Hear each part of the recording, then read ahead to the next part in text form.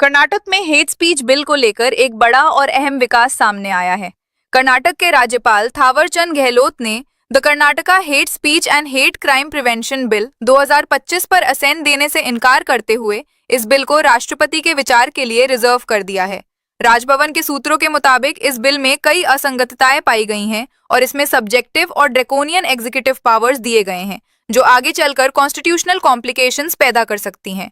ये विवादित बिल राज्य सरकार ने विंटर सेशन के दौरान पास किया था, लेकिन इसका बीजेपी के साथ साथ कई सिविल सोसाइटी ग्रुप्स ने भी जोरदार विरोध किया है।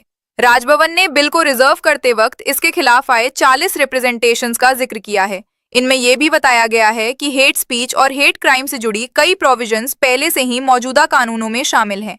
इसके बावजूद इस बिल के तहत नॉन कॉग्निसेबल और बेलेबल ऑफेंस को कॉग्निसेबल और नॉन बेलेबल बना दिया गया है, जो सिर्फ इंडिविजुअल्स ही नहीं बल्कि ऑर्गेनाइजेशंस पर भी लागू होता है। एक सोर्स के मुताबिक इस एक्ट के तहत सरकार को यह अधिकार मिल जाता है कि अगर अथॉरिटीज को लगता है कि कोई स्पीच या इवेंट नफरत फैला सकता है तो उसे तुरंत रोका जा सके।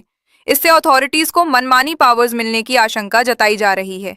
लोक भवन से राष्ट्रपति को भेजे गए कम्युनिकेशन में यह भी कहा गया है कि बिल में हेट स्पीच की परिभाषा काफी वेग है और इसका गलत इस्तेमाल पॉलिटिकल बदले या किसी व्यक्ति, ग्रुप या कम्युनिटी के खिलाफ करने की संभावना से इनकार नहीं किया जा सकता।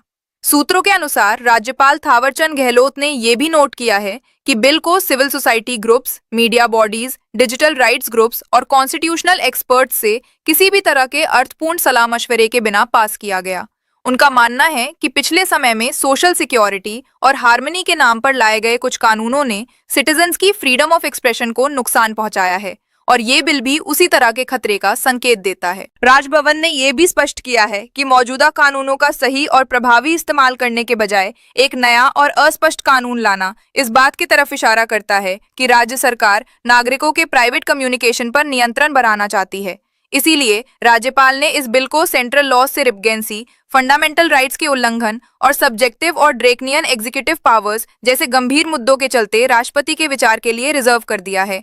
इस मुद्दे पर आगे क्या फैसला होता है, उस पर पूरे देश की नजर बनी हुई है।